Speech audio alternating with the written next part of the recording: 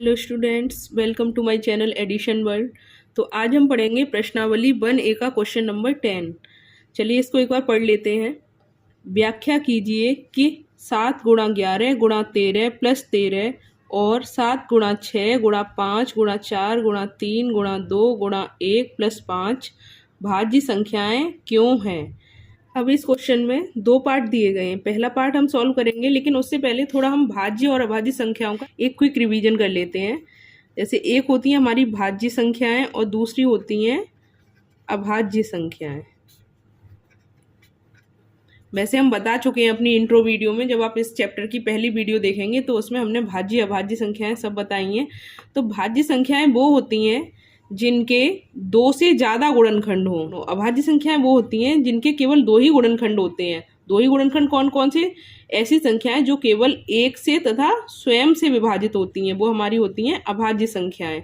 लेकिन भाज्य संख्याओं में दो से ज़्यादा गुणनखंड होते हैं तो वो होती हैं हमारी भाज्य संख्याएं। जैसे हमने कह दिया 2 या 3, तो ये हमारी दोनों अभाज्य संख्याएं, क्योंकि 2 केवल 2 से विभाजित है और 1 से विभाजित है। ऐसे ही 3, ये भी केवल 1 से या 3 से विभाजित किया जा सकता है। लेकिन अगर हमने बात की 10 की, तो 10 कैसा है? 10 को हम 1 से भी विभाजित कर सकते हैं, 2 से भी कर सकते हैं, 5 से भी कर सकते हैं और 10 से भी कर सकते हैं। तो इसके कितने गुणनखंड मिल गए हमें? 1 2 3 4, मतलब 2 से ज़्यादा गुणनखंड मिल गए। तो ये हमारी संख्या कैसी है? भाज्य संख्या। चलिए हम करते हैं इसके पार्ट फर्स्ट को सॉल्व। सबसे पहले हम क्या करेंगे, इसमें कुछ कॉमन दिख रहा है हमें, 13 कॉमन है तो इसको पहले हम कॉमन ले लेंगे। 13 को हमने कॉमन ले लिया और अंदर क्या रह गया हमारा? 7 गुणा 11, और यहाँ पे क्या रह गया? 1, तो उसको तो लिखने की ज़रूरत है नहीं, प्लस ये भी रह गया 1, इसको लिखना पड़ेगा क्योंकि ये प्लस में है। अब क्या करेंगे? 13 कितना हो गया? 77, 11 सत्ते 77 प्लस 1, और ये हो गया हमारा 13 गुणा 78। अब एक गुणनखंड तो 13 है अभाज्य संख्या के रूप में, और 78 के और भी गुणनखंड किए जा सकते हैं। 2 से भी कट सकती है, 78 से भी कट सकती है, और 13 पहले से है हमारे पास। तो इसका मतलब हमारे 2 से ज़्यादा गुणनखंड मिल गए। इसका मतलब क्या हो गया? हम क्या लिख सकते हैं इसमें? अतः यह एक भाज्य संख्या है क्योंकि इसके 2 से ज़्यादा गुणनखंड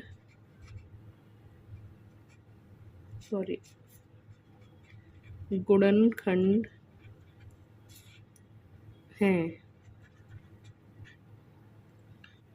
यहाँ हम ये 13 और 78 का गुणा भी कर सकते हैं, ये आ जाएगा 1014। तो ये हो गया इसके पार्ट फर्स्ट का सॉल्यूशन। बढ़ते हैं इसके सेकंड पार्ट की तरफ। अलग से मेंशन नहीं किया है पार्ट, लेकिन हम लिख लेते हैं। इसमें दिया है 7 गुणा 6 गुणा 5 गुणा 4 गुणा 3 गुणा 2 गुणा 1 प्लस 5। अब इसको सॉल्व करते हैं।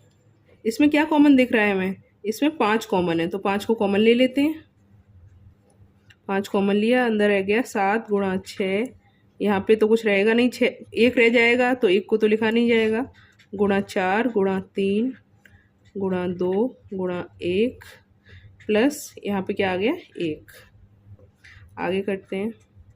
7 6 42, इसका हो गया 4 3 12 दूनी 24, सॉरी गुणा 24 प्लस 1।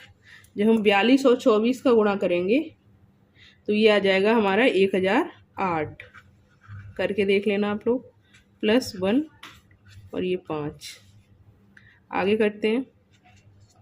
1008 और 1 हो गया हमारा 1009, अब 5 रह गया। अब देखते हैं, अब ये 5 तो हमारे पास अभाज्य संख्या है। 1009 के भी हमारे 2 गुणनखंड हैं, 1009 से भी कट जाएगी और 1 से भी कट जाएगी। इसका मतलब हमें 2 से ज़्यादा गुणनखंड मिल गए, एक 5 मिल गए, एक 1 मिल गया और एक 1009 मिल गया। तो इसका मतलब ये है इसके भी 2 से ज़्यादा गुणनखंड हो गए, और इसको गुणा करके भी लिखा जा सकता है। कर लेते हैं इसका गुणा।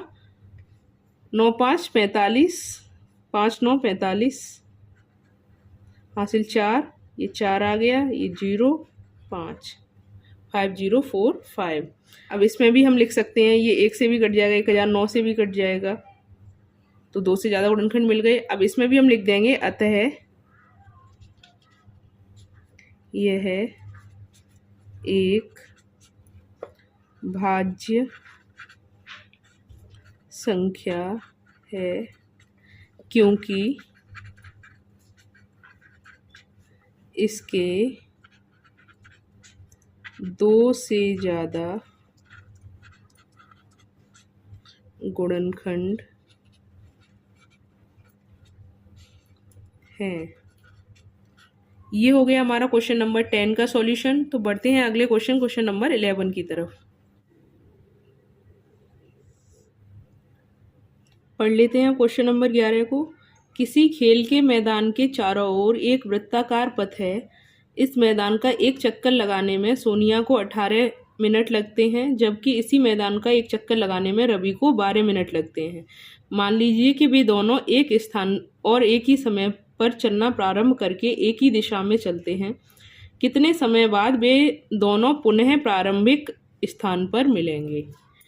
अब इस तरह के क्वेश्चंस में क्या होता है, इस तरह के क्वेश्चंस में हमें एलसीएम निकालना होता है, लासापा निकालना होता है, क्योंकि हमें न्यूनतम समय निकालना होता है कि कितने कम से कम समय में वो मिल जाएंगे एक दूसरे से। एक तो पहले जहाँ से वो स्टार्ट करते हैं, दूसरा वो कितने कम से कम समय में दोबारा एक दूसरे से मिलेंगे। अब ये तो इस तरह का क्वेश्चन है। इसके अलावा कभी कभी क्वेश्चंस आते हैं जो ट्रैफिक लाइट होती हैं, वो जो 3 कलर की ट्रैफिक लाइट जलती हैं, तो इस तरह के क्वेश्चंस पूछ लिए जाते हैं कि 3 ट्रैफिक लाइट जो एक साथ जलना प्रारंभ करती हैं, इतने इतने समय बाद जलती हैं, तो दोबारा तीनों कब एक साथ जलेंगी। या इसी तरह कोई घंटियां हैं, 3 घंटियां साथ साथ बजना स्टार्ट करती हैं, तो उनके टाइम दिए होते हैं कि पहली इतने घंटे बाद, दूसरी इतने घंटे बाद या मिनट बाद, तो तीनों साथ साथ कितने टाइम बाद बजेंगी। तो इस तरह के कोई भी क्वेश्चंस आए, इसमें न्यूनतम समय निकाला जाता है। तो न्यूनतम समय निकालने के लिए हम क्या करते हैं, एलसीएम निकालते हैं। तो चलिए निकालते हैं हम इस क्वेश्चन को। हमें क्वेश्चन में क्या दिया है, एक वृत्ताकार मैदान है, कोई खेल का मैदान है। इस मैदान में सोनिया और रवि दोनों साथ साथ चलना स्टार्ट करते हैं। मान लीजिए ये स्टार्टिंग पॉइंट है, और रवि जो एक चक्कर पूरा करने में 12 मिनट लगाता है, ऐसे सोनिया पूरा एक चक्कर पूरा करने में लगाती है 18 मिनट। रवि को लगते हैं 12 मिनट और सोनिया को लगते हैं 18 मिनट। अब इन्होंने ये पूछा है कि ये पूरा चक्कर तो एक स्टार्ट तो कर देते हैं ये साथ साथ, तो एक ही दिशा में चलते हैं, एक ही समय पे स्टार्ट करते हैं, तो प्रारंभिक बिंदु जहाँ से चलना स्टार्ट किया है उस जगह पे दोबारा वो कब एक साथ मिल जाएंगे। अब सोनिया पहले, क्योंकि सोनिया को 18 मिनट लग रहे हैं और रवि को 12 मिनट लग रहे हैं, तो रवि पहले पहुंच जाएगा, और सोनिया जब तक तो एक पूरा चक्कर करेगी रवि यहाँ कहीं पहुंच चुका होगा। तो इन्होंने कहीं ना कहीं तो ऐसा टाइम आएगा कोई ना कोई चक्कर में जब ये दोनों एक साथ इसी पॉइंट पे दोबारा मिल जाएंगे, वही समय हमें निकालना है। तो कर लेते हैं इसको सॉल्व। लिखते हैं इसमें, एक चक्कर लगाने में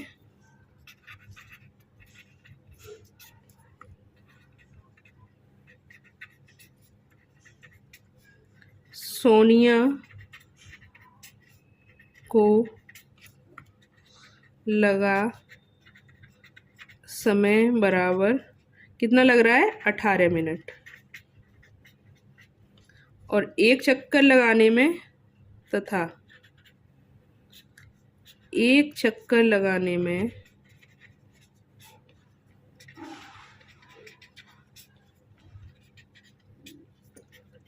रवि को लगा समय बराबर 12 मिनट। क्योंकि हमने कहा इस तरह के क्वेश्चंस में हम न्यूनतम समय निकालते हैं, कम से कम कितना समय लगेगा कि वे दोनों एक साथ फिर से उसी बिंदु पर, प्रारंभिक बिंदु पर मिल जाएंगे। तो हम क्या करेंगे, इनका एलसीएम निकाल लेंगे। तो 12 और 18 का एलसीएम निकालने के लिए क्या करेंगे, एक तो तरीका होता है भाग विधि से एलसीएम निकालने, क्योंकि अभी हमने अभाज्य गुणनखंड विधि पढ़ी है। तो हम क्या करेंगे, 12 और 18 के गुणनखंड कर लेंगे, अभाज्य गुणनखंड करते हैं। 2 6 12, 2 तिया 6, 3 एकम 3, ऐसे इसके भी कर लेंगे। 2 9 18, 3 तिया 9, 3 एकम 3, इनके गुणनखंड हो गए। इनको लिख लेते हैं हम। 12 को क्या लिख सकते हैं गुणनखंड के रूप में? 2 गुणा 2 गुणा 3, यानी कि 2 की घात 2 गुणा 3। ऐसे 18 को लिख सकते हैं 2 गुणा 3 गुणा 3 बराबर 2 गुणा 3 की घात 2। अब हमें एलसीएम निकालना है, एचसीएफ की ज़रूरत तो है नहीं। इनका लासापा, जिसे हम लासापा भी हिंदी में बोलते हैं, एलसीएम, ये क्या होता है? जो हमने बताया था, इनके सभी गुणनखंडों की जो सबसे बड़ी घात होती है उसका गुणनफल होता है। तो 2 की सबसे बड़ी घात क्या है? 2। और 3 की सबसे बड़ी घात क्या है? 2। तो 3 की घात 2 गुणा 2 की घात 2 क्या हो गया? 2 दूनी 4 और ये 3 तिया 9। तो 4 गुणा 9 बराबर 36। इसका मतलब ये 36 मिनट बाद दोनों दोबारा प्रारंभिक बिंदु पर मिल जाएंगे। तो हम लिख देंगे अतः सोनिया तथा रवि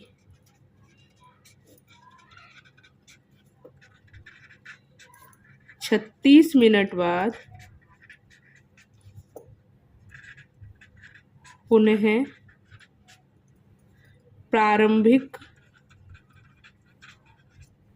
बिंदु पर मिलेंगे।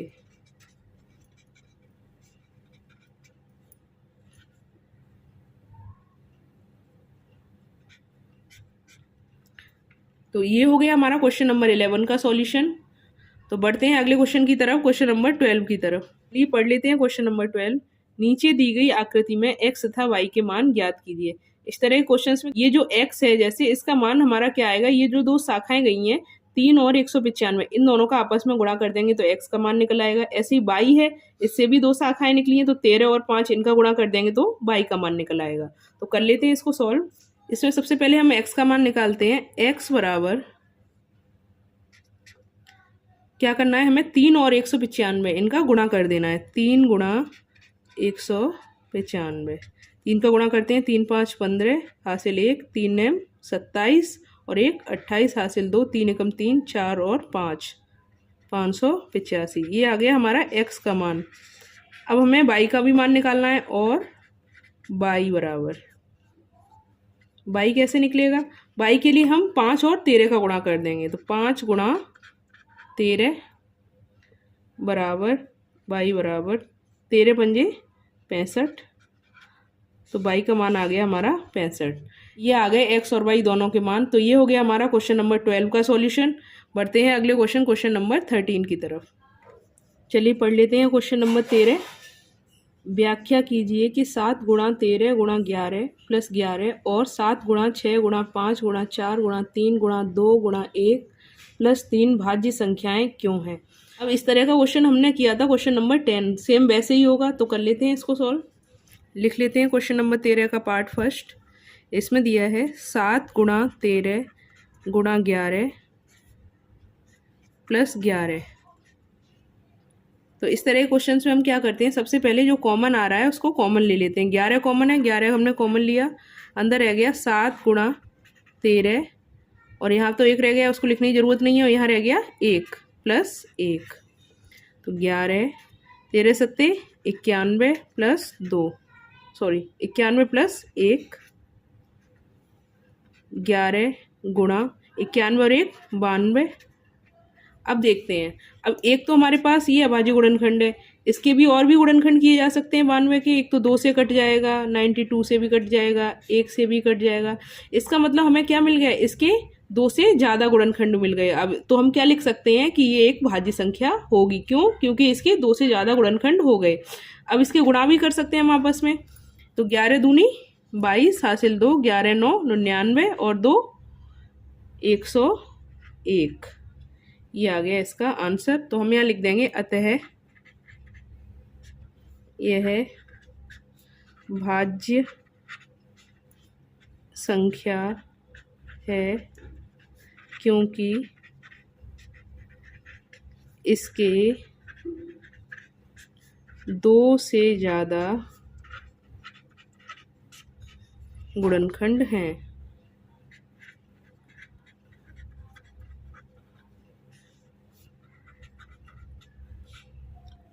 अब इसका सेकंड पार्ट सॉल्व करते हैं।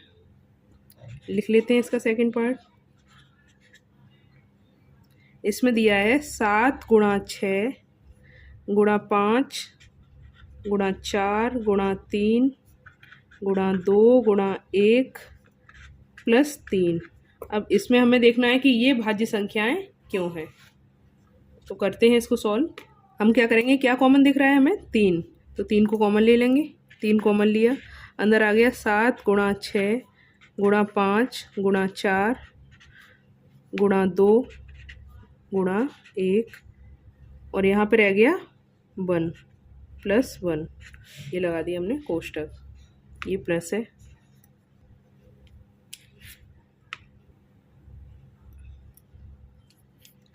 अब क्या करेंगे, अब इनका गुणा कर लेते हैं आपस में। 7 6 42 और 5 चौक 20 दूनी 40, 5 चौक 20 दूनी 40 प्लस 1। अब इसका आपस में गुणा करेंगे तो 0 तो भूल जाओ, पहले 4 से गुणा कर लेते हैं। पहले गुणा ही होता है, बाद में जोड़ा जाएगा। 4 दूनी 8, 4 चौक 16, तो 168 आ गया और एक 0 लगा दिया प्लस 1। और ये 3 पहले से लिखे हुए हैं। आगे करते हैं।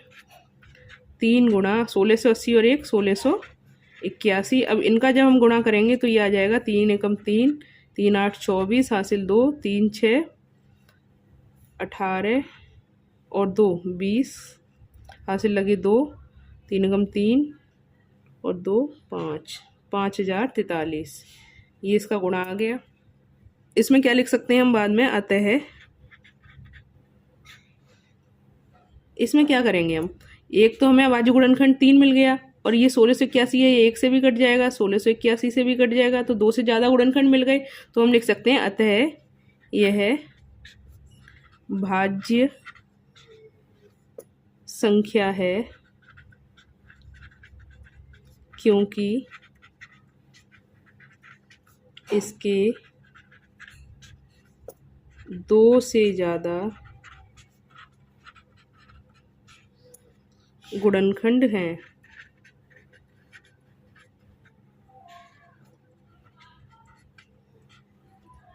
ये हो गया हमारा क्वेश्चन नंबर 13 का सॉल्यूशन। बढ़ते हैं अगले क्वेश्चन नंबर 14 की तरफ। पढ़ लेते हैं क्वेश्चन नंबर 14 को। नीचे दी गई आकृति में x, y तथा z के मान ज्ञात कीजिए। अब इस तरह के हम 2 क्वेश्चन कर चुके हैं। एक तो क्वेश्चन नंबर 12 था और एक क्वेश्चन नंबर 7 था। तो इसमें क्या हुआ है, इसमें z का और मान पूछ लिया है। अभी तक x और y के ही मान पूछे जा रहे थे। तो क्वेश्चन सेम है, कोई प्रॉब्लम नहीं है। इन दोनों का गुणा करेंगे, 2 और 3381 का गुणा करेंगे तो x मिल जाएगा हमें। 7 गुणा 161 से y मिल जाएगा और इसका मान इन दोनों के गुणा के बराबर होगा। तो कर लेते हैं इसको सॉल्व। सबसे पहले हम क्या करेंगे, x का मान निकालेंगे। x बराबर 2 गुणा 3381, तो 2 एकम 2, 2 8 16, 2 तिया 6 और 1 7, 2 तिया 6। ये x का मान आ गया। अब हम क्या करेंगे, y का मान निकालेंगे इसी तरह। और y बराबर, y का मान कैसे निकलेगा, इन दोनों को आपस में गुणा कर देंगे। तो y बराबर 7 गुणा 161, गुणा किया 7 एकम 7, 7 6 42 हासिल 4, 7 एकम 7 और 7 और 4 11। तो y का मान आएगा 1127। अब इसी तरह हम z का मान निकालेंगे। इसमें क्या करेंगे, 161 का जो मान है, 161 जो मान है हमारा 7 और z के गुणा के बराबर होना चाहिए। तो हम क्या लिखेंगे, 161 बराबर 7 गुणा z। तो z बराबर क्या हो जाएगा, 161 और ये गुणा में है तो भाग में चला जाएगा, बटे 7 काट देंगे। 7 एकम 7, 7 दूनी 14, 2 बचे 7 तिया 21। तो z का मान आ गया हमारा 23। x, y और z तीनों के मान मिल गए। तो ये हो गया हमारा क्वेश्चन नंबर 14 का सॉल्यूशन। इसी क्वेश्चन के साथ हम करते हैं इस वीडियो को समाप्त। अब हम मिलेंगे एक नई वीडियो में नए प्रश्नावली के साथ। तब तक के लिए आपको हमारी वीडियो कैसी लगी ये हमें कमेंट करके बताएं। अगर वीडियो अच्छी लगी हो तो इसे लाइक करें, हमारे चैनल को सब्सक्राइब करें और वीडियो को दोस्तों के साथ ज़्यादा से ज़्यादा शेयर करें और बेल आइकन को दबाना ना भूलें, जिससे आपको नोटिफिकेशन बराबर मिलते रहें।